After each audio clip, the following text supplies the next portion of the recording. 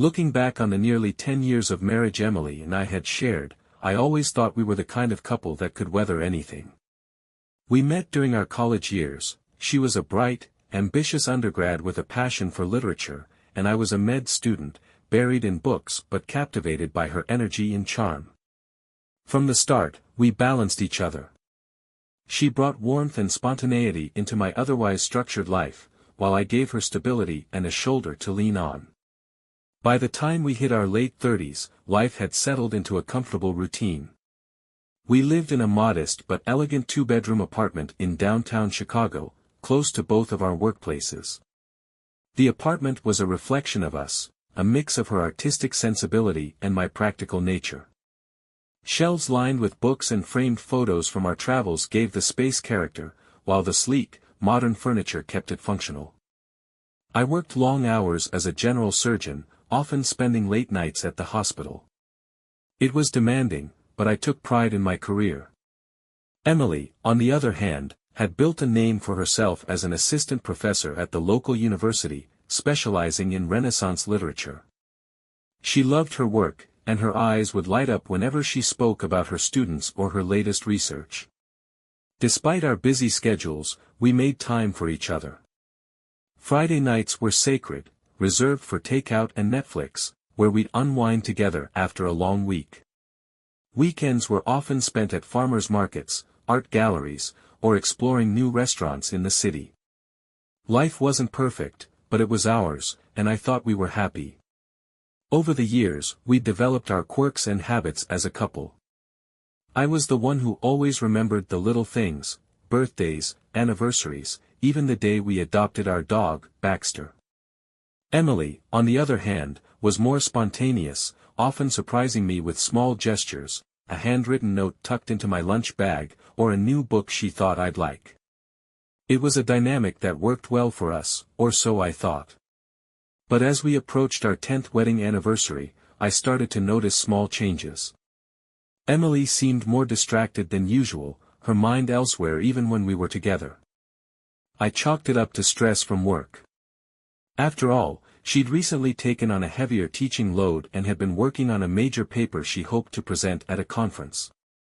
Still, a part of me couldn't shake the feeling that something was off. I pushed the thought aside, convincing myself that we were just going through a rough patch. Every couple did, right? Little did I know, those small changes were the beginning of something I never expected. For now, though, I held on to the belief that our marriage was strong enough to withstand anything. After all, we'd been through so much together, 10 years of love, laughter, and shared dreams. How could I have known that everything I thought I understood about our life was about to be turned upside down? Our everyday life felt like a well-oiled machine. We'd worked hard to create a balance that allowed us to pursue our careers while still cherishing the time we had together. It wasn't always easy. My job as a surgeon demanded long hours, and Emily's responsibilities at the university had grown over the years. But somehow, we made it work. Mornings were often rushed. I'd wake up at 5:30 a.m. to prepare for my first shift at the hospital, while Emily usually rolled out of bed around 7 a.m., groggily sipping her coffee before heading to campus. We had a system. I handled breakfasts and grocery shopping, while she took care of Baxter and managed most of the household chores. It wasn't glamorous, but it was efficient. Our apartment was our sanctuary. It wasn't the kind of place that turned heads, but it felt like home. The kitchen was where we spent the most time together, cooking simple meals and catching up on our day.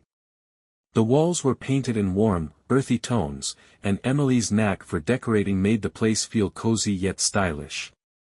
Shelves of books, mostly hers, lined the walls of the living room, with a few of my medical texts tucked away in the corner. A large abstract painting hung above the couch, one of Emily's favorite pieces from a local gallery. One of my favorite rituals was our Sunday evenings. After dinner, we'd pour ourselves a glass of wine and sit on the balcony overlooking the city. It wasn't the best view, mostly rooftops and a faint glimpse of the river, but it was ours. We'd talk about anything and everything, her plans for the semester, a new case I'd been working on, or dreams about the future. It was in those quiet moments that I felt closest to her, like we were partners in every sense of the word. As our 10th wedding anniversary approached, I started thinking about how to make it special. A decade of marriage felt like a milestone worth celebrating, and I wanted to show Emily how much she meant to me. I began planning a surprise, something thoughtful, something memorable. My schedule was hectic, but I made time to research venues, browse for gifts, and even contact a jeweler about designing a custom piece of jewelry. I knew Emily had been under a lot of pressure at work, so I hoped the celebration would give us a chance to reconnect. In my mind, this anniversary was more than just a date, it was a reminder of the love and partnership we'd built together. I wanted her to know how deeply I still cared, even after all these years. But as the weeks went on, I noticed her growing more distant. She started coming home later than usual, often with vague excuses about department meetings or staying late to help a student. At first, I didn't think much of it. She was passionate about her work, and I admired that about her. Still, a nagging feeling crept in. I tried to push it aside, telling myself that everything was fine. But deep down, I couldn't ignore the sense that something had shifted between us. I just didn't know what it was, or how much it would hurt when I finally found out. At first, I dismissed the changes as harmless. Emily had always been dedicated to her work, and her new teaching load seemed intense. She often talked about her department chair encouraging her to take on more responsibilities to prepare for a potential promotion to full professor. I was proud of her ambition and wanted to be supportive. But then, the late nights started becoming more frequent. It wasn't unusual for her to come home at 8 o'clock or 9 p.m., tired and distracted. She'd mention a departmental meeting, a last-minute review session with a student, or extra time spent preparing for her upcoming conference presentation. Her explanations were plausible, and I didn't want to be the kind of husband who questioned her every move. Still, little things began to gnaw at me. She'd been on her phone more often, sometimes stepping out of the room to take calls or answer messages. When I asked who she was talking to, she'd wave it off, saying it was a colleague or a student needing help. Once or twice, I caught her smiling at her screen in a way that seemed different. But when I asked about it, she'd say it was nothing, just a funny meme someone had sent. Then there were the excuses for why she couldn't join me for lunch or dinner. In the past, we'd made it a point to meet up at least once a week for a meal near her campus or the hospital. It was a small but meaningful way to stay connected amidst our busy lives. But lately, every time I suggested it, she'd tell me she was too swamped with work or had already made plans with colleagues. I tried to brush it off. Emily was a professor, after all, and academia had its own unique pressures. I convinced myself that this was just a busy season for her, that things would go back to normal once the conference was over or her schedule lightened up. But then something happened that I couldn't ignore. One evening, she came home smelling faintly of cologne, not the perfume she usually wore, but a distinctly masculine scent. When I asked about it, she laughed and said one of her colleagues had accidentally spilled a drink on her jacket during a department meeting. She even showed me the faint stain on the sleeve as proof. Her explanation seemed reasonable, but it didn't sit right with me. I couldn't shake the feeling that she was hiding something. The way she avoided eye contact when she spoke, the quick, almost rehearsed delivery of her excuse, it all felt off. But I didn't want to jump to conclusions. After all, we'd been married for nearly a decade, and I'd never had a reason to doubt her before. As the days turned into weeks, the distance between us grew. Conversations that used to flow naturally now felt strained, as though she was keeping me at arm's length. I tried to reach out, to ask if something was bothering her, but she'd always dismiss my concerns with a smile and a quick, "I'm just tired, that's all." Looking back, I wish I'd trusted my instincts sooner. But at the time, I wanted so badly to believe that everything was fine. That our marriage was as strong as I'd always thought it was. Little did I know, the cracks were already forming, and it wouldn't be long before the truth came crashing down around me. The changes in Emily's behavior started to weigh on me. I told myself not to overthink it, but no matter how hard I tried, I couldn't shake the feeling that something was off. She had always been open with me, eager to share stories from her day or vent about her students. Now, when I asked how things were going at work, her answers were clipped, as if she didn't want to talk about it. Her late nights at the university became more frequent. "I have to prepare for the faculty review meeting," she'd say one evening. "I promised I'd help one of my grad students finalize their thesis," she explained another. Each excuse sounded reasonable enough, but when stacked together, they painted a different picture, one of someone who was avoiding being at home. There were other little things too. She'd started dressing more formally for work, swapping out her usual cardigans and slacks for tailored blouses and fitted skirts.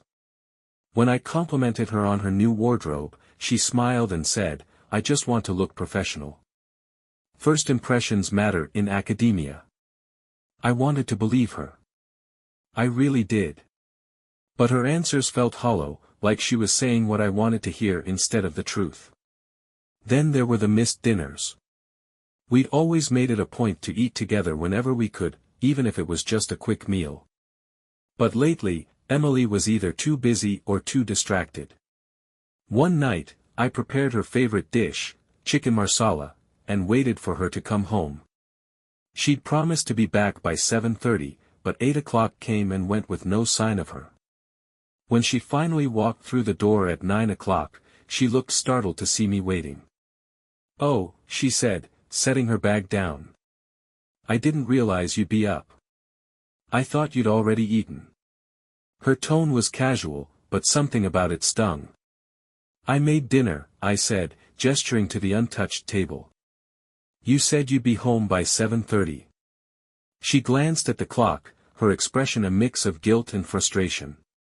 "I'm sorry, James. The meeting ran late, and then I had to stay back and grade some papers. You should have eaten without me." "It's not about the food," I replied, my voice quieter now. "It's about us. Lately, it feels like you're never here." She sighed, rubbing her temples. "Work's been overwhelming, that's all. I'm trying to manage a lot right now, and I need you to understand that." I nodded, but her words didn't reassure me. They felt like another excuse, another way to push me away. That night, as I lay in bed next to her, I stared at the ceiling, wondering when things had started to change. Despite my growing doubts, I held on to the hope that our upcoming anniversary would be a turning point. 10 years together was a milestone, and I wanted to use the occasion to remind Emily of everything we'd built. I started planning a special celebration, something that would show her how much I still cared, even if things felt strained. But deep down, a small voice kept nagging at me, whispering that something wasn't right. And as much as I tried to ignore it, that voice was growing louder every day. Our 10th anniversary was more than just a date to me, it was a testament to the life we'd built together. 10 years of love, partnership, and shared dreams weren't something I took lightly. Despite the distance I felt growing between Emily and me, I believed this anniversary could reignite the spark we seemed to be losing. I started planning weeks in advance. I wanted to create a day that would sweep her off her feet, something memorable and meaningful. I booked a reservation at one of the most elegant restaurants in the city, a place we talked about visiting for years but never had the chance. It had everything, a romantic ambience, candlelit tables, and a menu crafted by a world-class chef. I even arranged for a private booth overlooking the city skyline. The centerpiece of my plan was a gift, something unique that would show her how much she meant to me. After browsing through countless ideas, I decided on a custom bracelet, engraved with the date of our wedding and the words, "Always and Forever." It felt personal, a tangible reminder of the promises we'd made to each other all those years ago. I juggled the preparations around my busy schedule at the hospital, sneaking in phone calls during breaks and making trips to the jeweler after work. The more I planned, the more excited I became. For me, this wasn't just about celebrating an anniversary, it was about reaffirming our bond and showing Emily that, no matter what, I was still deeply committed to us. As the day approached, I began dropping hints to Emily, hoping to pique her curiosity. "I have something special planned for next Friday," I said one evening, casually slipping it into conversation. "I think you're going to love it." She smiled but seemed distracted. "That sounds nice," she replied, her tone distant. "I'll have to check my schedule at the department. Things have been pretty hectic lately." Her lack of enthusiasm stung, but I brushed it off. She was stressed, I told myself. Once she saw everything I had planned, she'd realize how much thought I'd put into making this day unforgettable. In the days leading up to the anniversary, Emily's behavior continued to puzzle me. She seemed even busier than usual, spending long hours at the university and coming home visibly drained. I tried to be patient, giving her space while quietly finalizing the details of our celebration. On the morning of our anniversary, I woke up feeling hopeful.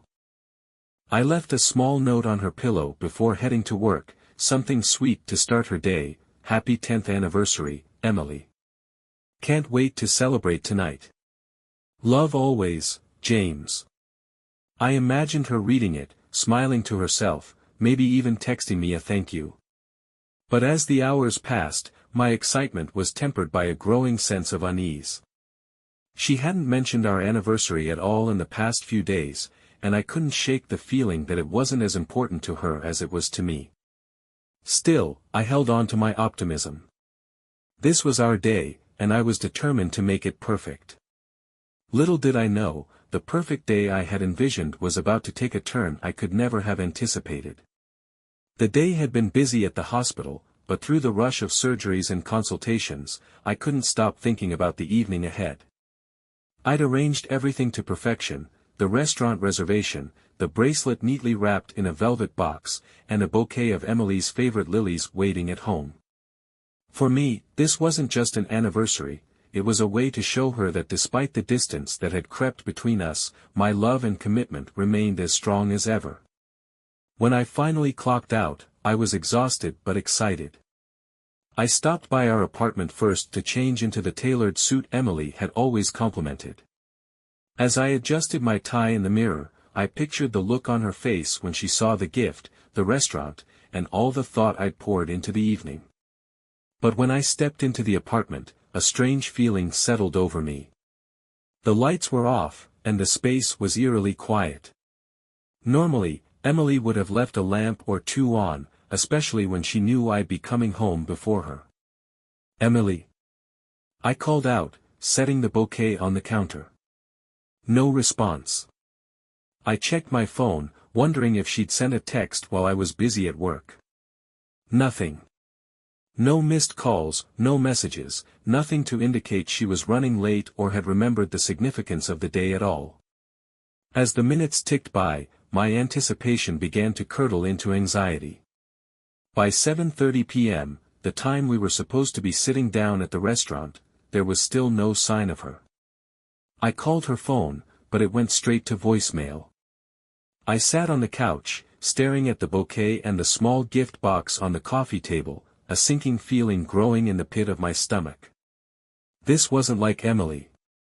She might have been distant lately, but she wasn't careless, and she certainly wasn't the type to forget something as important as our 10th anniversary.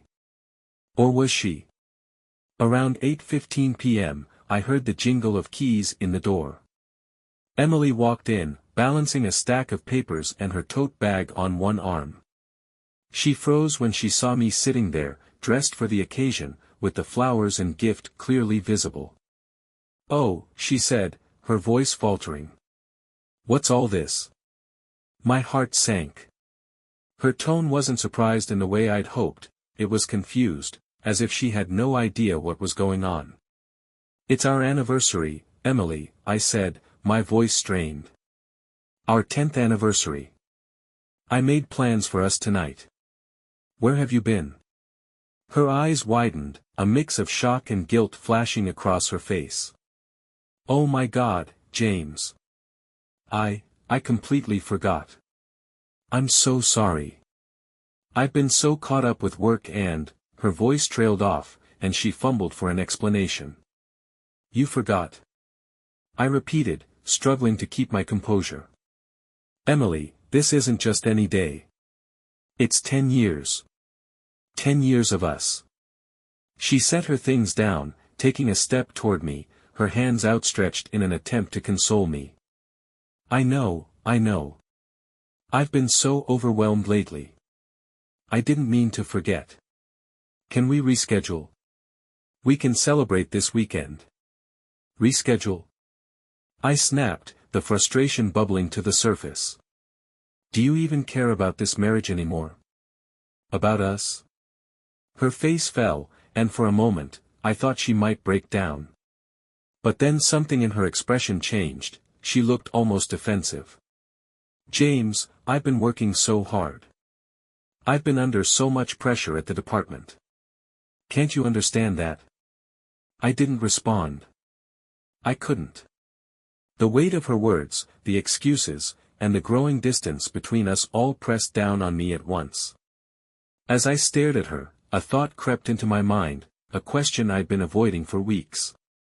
What else had she been doing that was more important than us? The question lingered, unspoken, but its implications were starting to become impossible to ignore.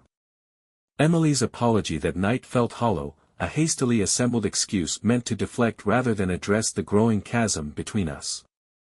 I didn't press her further, my emotions were too raw, and I knew that if I let myself speak, the anger bubbling inside would spill out in ways I might regret. Instead, I said nothing, retreating to the bedroom while she sat alone in the living room. The next day, the tension between us was palpable. She left for work early, avoiding eye contact, mumbling something about a department meeting. I nodded wordlessly, my mind still replaying the scene from the night before. Her behavior, her excuses, they all gnawed at me. I decided to dig deeper. That evening, when Emily was still at work, I went into her study. It wasn't something I'd normally do, our mutual respect for each other's space had always been an unspoken rule. But last night's events had shaken me, and I couldn't ignore the gnawing suspicion that something wasn't right. Her desk was meticulously organized, as always, papers stacked neatly, books lined up by topic. Her laptop sat in the center, closed but not locked. I hesitated, my hand hovering over the touchpad. Was I crossing a line? Would I even find anything? But the unanswered questions were too much to bear. I opened the laptop, navigating to her email. It didn't take long to find something odd. There, in her sent folder, were a series of emails to a name I didn't recognize, Dr. Thomas Mitchell. They weren't blatantly incriminating, but there was an unmistakable familiarity in her tone, the kind of warmth and informality that didn't align with the strictly professional relationship she described. The latest email was the most telling. "Thank you for last night. It's always so nice to have someone who understands. Can't wait for the next meeting." The words hit me like a punch to the gut.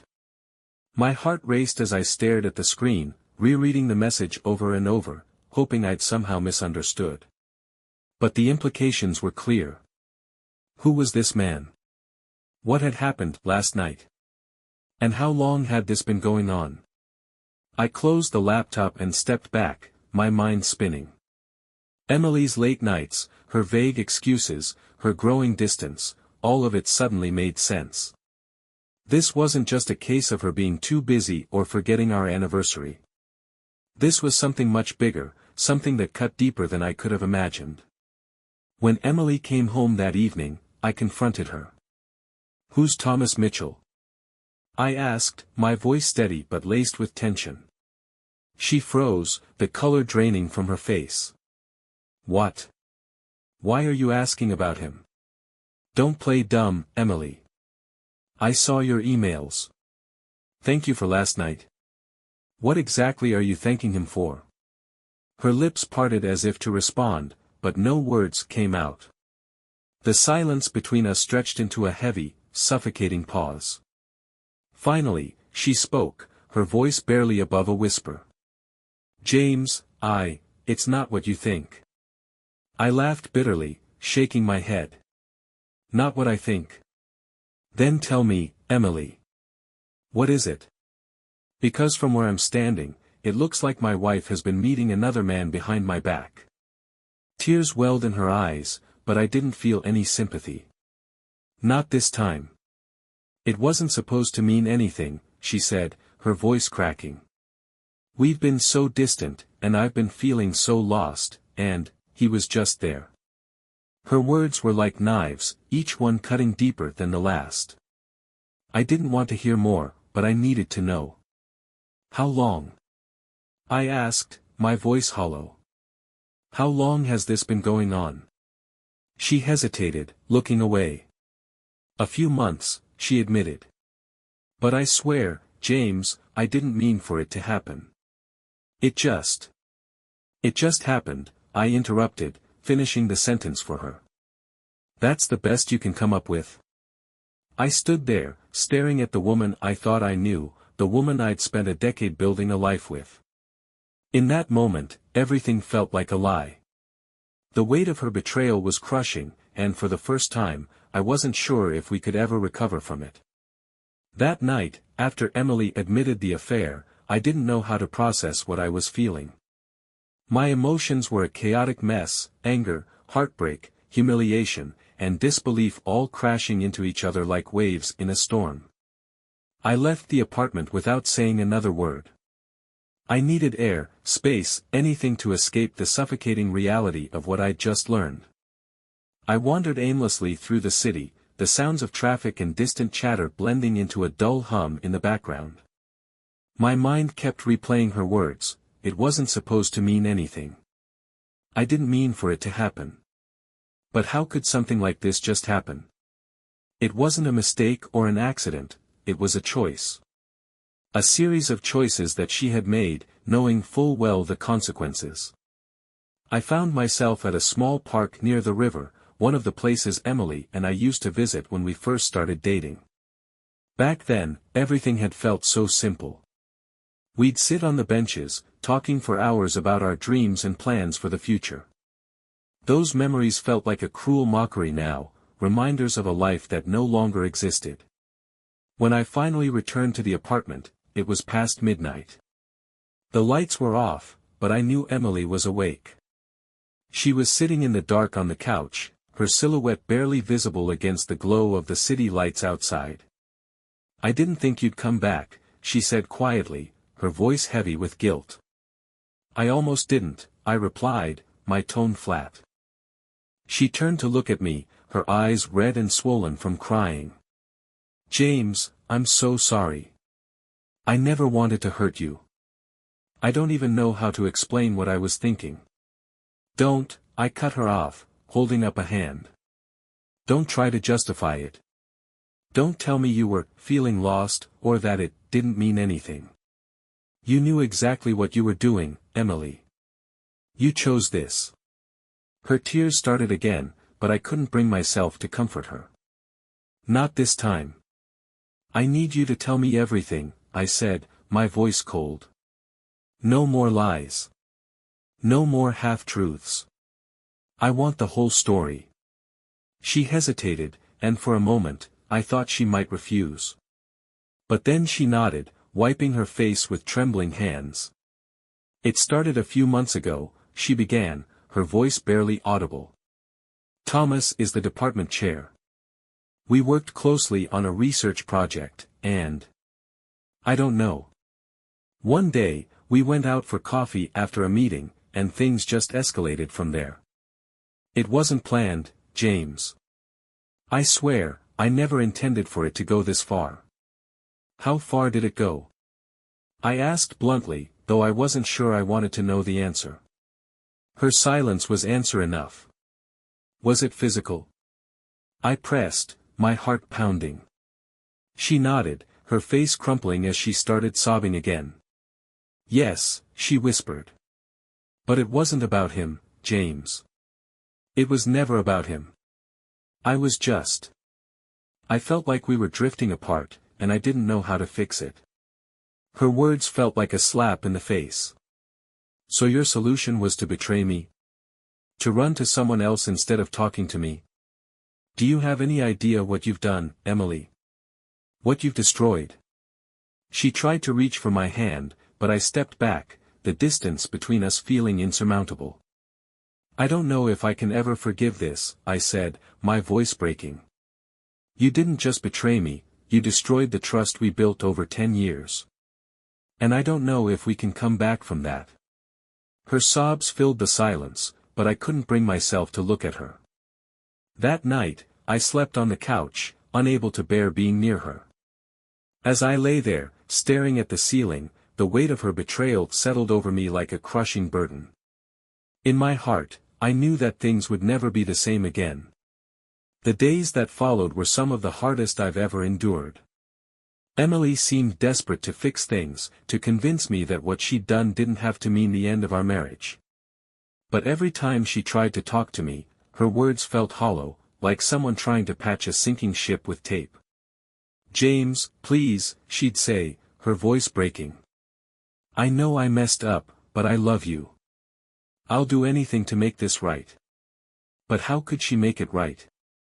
The trust that had been the foundation of our relationship was gone, shattered into pieces too small to put back together. I wanted to believe her, to believe that she was truly sorry, that we could somehow rebuild, but every time I looked at her, all I could see was her betrayal. Her efforts to repair things only seemed to make it worse. She started leaving me notes, little letters apologizing for what she'd done and promising to change. I found one tucked into my jacket pocket as I left for work, another slipped under my coffee mug in the morning. They all said the same thing, I love you. Please don't give up on us. But love wasn't the problem. I didn't doubt that she loved me, at least in some way. The problem was that she had taken that love and twisted it, betraying me in the most personal and intimate way possible. At night, she'd try to reach out to me, sitting on the edge of the couch where I now slept. I miss you, she whispered one evening, her voice thick with tears. I miss us. I didn't respond. I couldn't. Her words felt like salt in a wound that refused to heal. Work became my only refuge.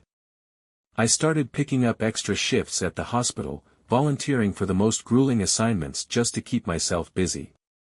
The long hours left me physically exhausted, but at least I didn't have to think about what was waiting for me at home. Emily, for her part, didn't give up. She stopped seeing Thomas immediately, dropping the research project and cutting all contact with him. She started coming home earlier, making an effort to spend time with me even when I barely acknowledged her presence. She even suggested counseling, though I couldn't bring myself to agree. I don't need a stranger telling me how to feel, I said one night when she brought it up. I just want us to try, she replied. I'll do anything, James. Please, just give me a chance. Her desperation was obvious, but it didn't move me. The pain and anger I felt were too overwhelming, drowning out any hope of reconciliation. As the weeks went on, it became clear that our attempts to salvage the marriage were failing. We barely spoke, existing as strangers in the same space. Every time she tried to bridge the gap, I pulled further away, unable to forget what she'd done. The woman I had loved for 10 years was still there, but she felt like a ghost, someone I recognized but no longer knew. And no matter how much she apologized or how hard she tried, I couldn't shake the feeling that we were already broken beyond repair. As the weeks turned into months, the weight of everything began to take its toll on me. I had always been someone who thrived under pressure, my career as a surgeon demanded it. But now, the steady confidence I relied on seemed to falter. The betrayal, the constant tension at home, and my inability to move past it were like a storm cloud I couldn't escape. I began making mistakes at work, small ones at first, the kind that were easy to correct but unusual for me. A wrong dosage written on a chart.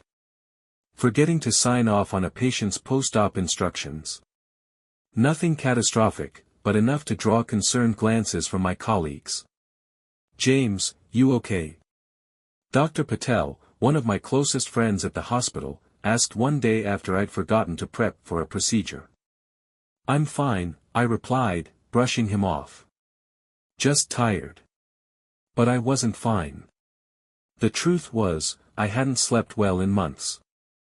Nights were the worst, filled with restless tossing and turning on the couch, my mind replaying the same scenes over and over, Emily's confession, the emails to Thomas, her tearful apologies. The questions I couldn't answer gnawed at me endlessly. How could she do this? Was there something I'd missed? Something I'd done wrong? The emotional strain started to bleed into every aspect of my life.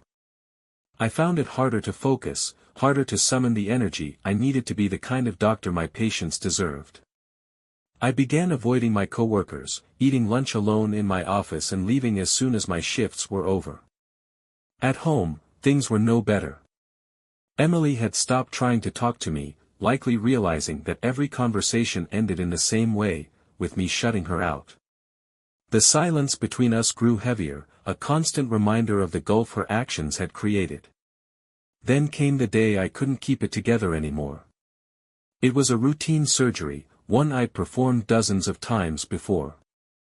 Everything was going smoothly until I made a misstep, a careless incision that caused unnecessary bleeding. My team acted quickly, and the patient was fine in the end, but the mistake shook me to my core. Afterward, I sat alone in the break room, my head in my hands. The realization hit me like a freight train, I couldn't keep going like this. The betrayal had seeped into every part of my life, consuming me in ways I hadn't fully acknowledged. Later that week, I requested a leave of absence. It wasn't an easy decision, I'd always taken pride in my work, and stepping away felt like admitting defeat. But I knew I wasn't in the right headspace to care for my patients. When I told Emily, she looked devastated. "James," she said softly, reaching for my hand, "I had no idea it had gotten this bad. You should have told me." I pulled my hand away, the gesture more instinctive than deliberate. "What would you have done, Emily? You can't fix this. You're the reason I'm like this in the first place." The words came out harsher than I intended, but they were the truth. Her betrayal had set off a chain reaction I couldn't stop, no matter how much I wanted to. For the first time in weeks, she didn't argue. She just nodded, her eyes filled with tears, and left me alone. The leave of absence gave me time to think, but it didn't bring the relief I'd hoped for. Instead, it felt like another reminder of how far I'd fallen, how much my life had been upended. I spent my days in a haze, unsure of what to do or how to move forward. The man I used to be, the confident surgeon, the devoted husband, felt like a stranger. And I had no idea how to find my way back to him. The stress and emotional weight I carried began to manifest physically. At first, it was small things, a persistent headache here, a restless night there. But as weeks turned into months, the symptoms grew harder to ignore. Sleep became elusive. No matter how tired I felt, my mind wouldn't stop racing.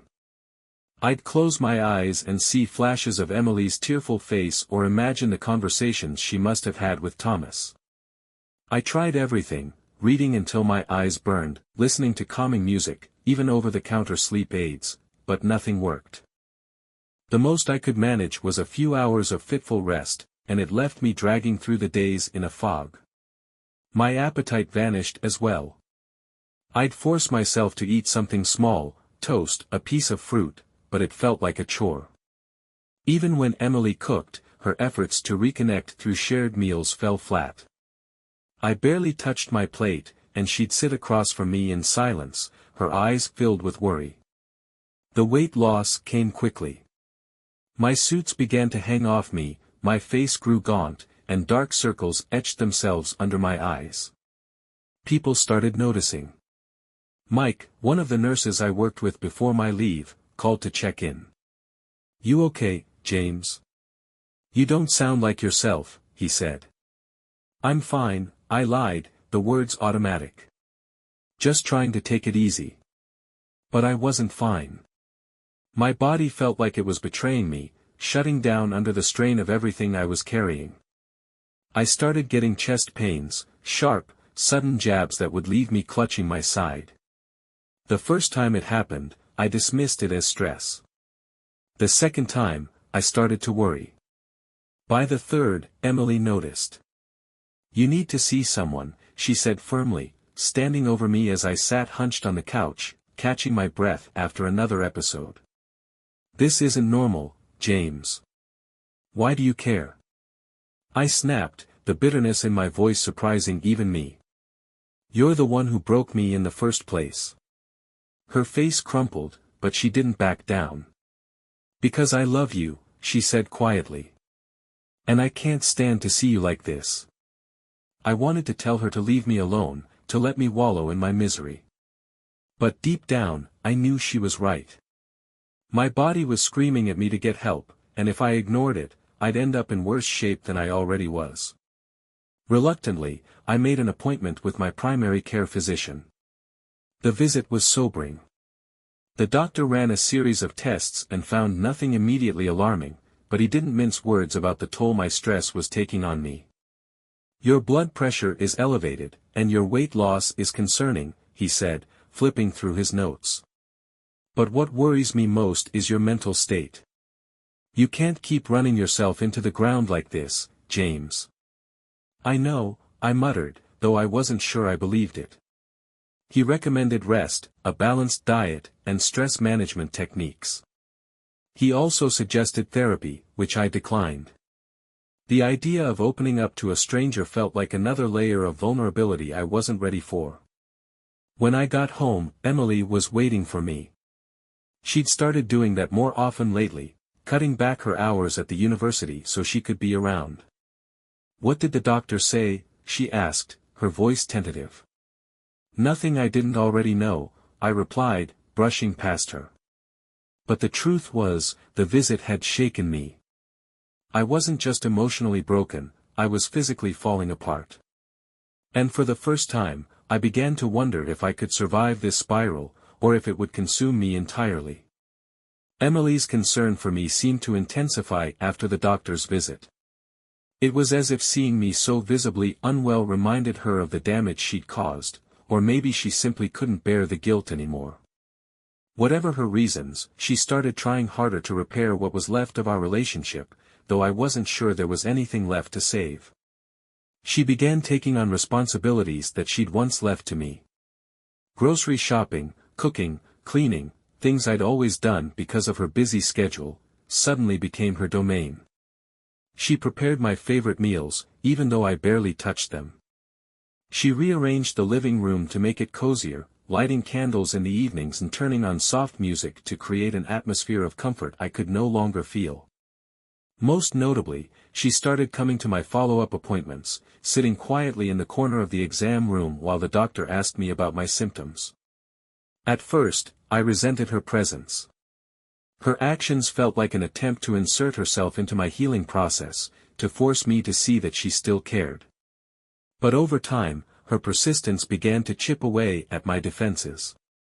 One evening, I woke from another restless nap on the couch to find Emily sitting beside me. She wasn't crying this time, her eyes were steady, her expression calm. "James," she said softly, "I know I've lost your trust. And I know I've hurt you in ways I can't take back. But I need you to know that I'm here. I'm not going anywhere, no matter how long it takes." Her words lingered in the air, heavy with sincerity. I wanted to believe her, to trust that she was truly remorseful, but the walls I'd built around myself were still too high. "Being here doesn't fix what you did," I said, my voice cold. "It doesn't erase the choices you made." "I know," she replied, her voice steady. "But it's all I can do. I can't change the past, James. All I can do is prove to you that I'm willing to fight for us." Her determination was relentless. Over the next few weeks, she tried everything to make amends. She brought me books from the library, ones she thought I'd enjoy based on the novels we used to read together. She arranged small outings, walks in the park, visits to quiet cafes, hoping to coax me out of the house and into the world again. When I resisted, she didn't push. She simply stayed by my side, a quiet presence in my increasingly fractured life. One day, as I sat at the kitchen table, picking at a plate of eggs she'd made, she placed a small envelope in front of me. "What's this?" I asked, not looking up. "It's an idea," she said. "For our anniversary." I froze, the weight of her words sinking in. The memory of our 10th anniversary, her forgetting it entirely, her betrayal coming to light, was still fresh, a wound that hadn't fully healed. "I know it doesn't mean much right now," she continued, her voice faltering. "But I've been thinking about next year. About what I could do to show you how much you mean to me." I opened the envelope, revealing a simple handwritten note. It outlined a plan for a small celebration, just the two of us, in a cabin upstate. No grand gestures, no elaborate surprises. Just time together, away from everything. I didn't respond right away. The idea of celebrating another anniversary felt absurd, like pretending the past year hadn't happened. But something about her effort, her vulnerability, made me pause. For the first time in months, I saw a glimpse of the Emily I'd fallen in love with, the woman who used to leave me notes in my lunch bag, who always found ways to make me smile.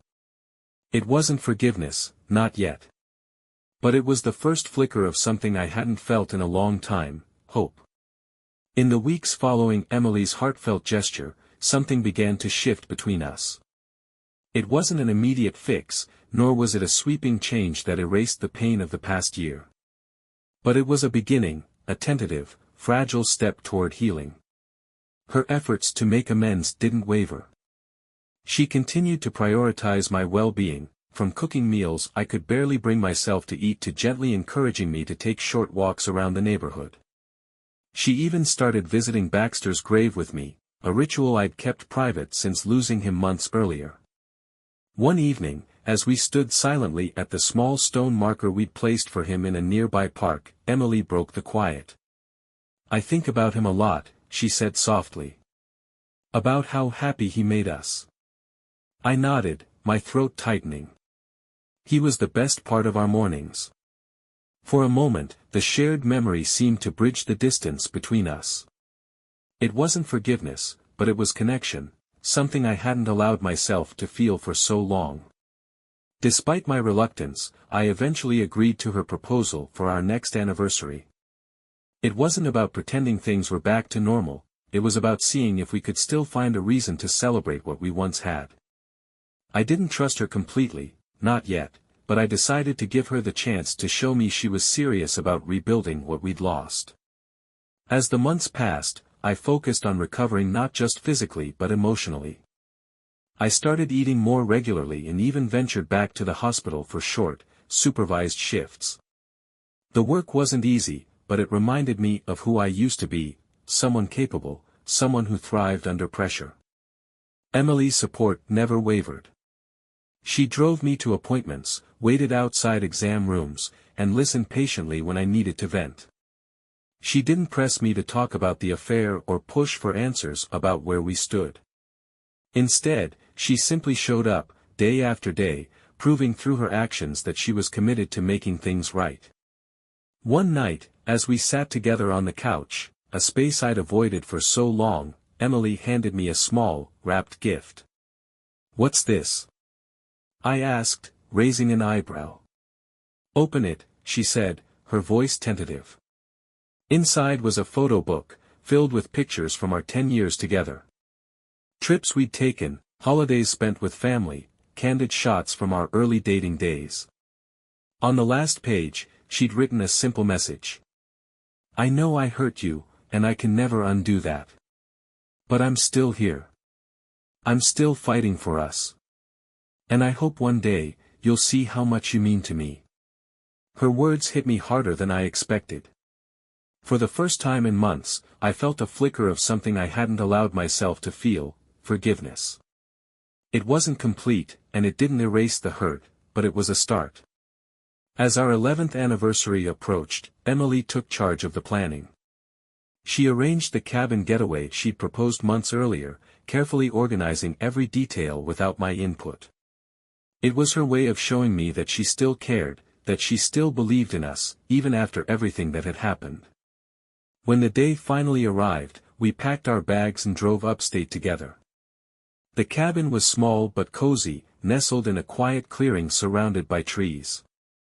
For the first time in what felt like forever, I felt a sense of peace. That evening, as we sat by the fire, Emily turned to me with a look of quiet determination. "James," she said, taking my hand in hers, "thank you for giving me this chance. I know I don't deserve it, but I'm so grateful.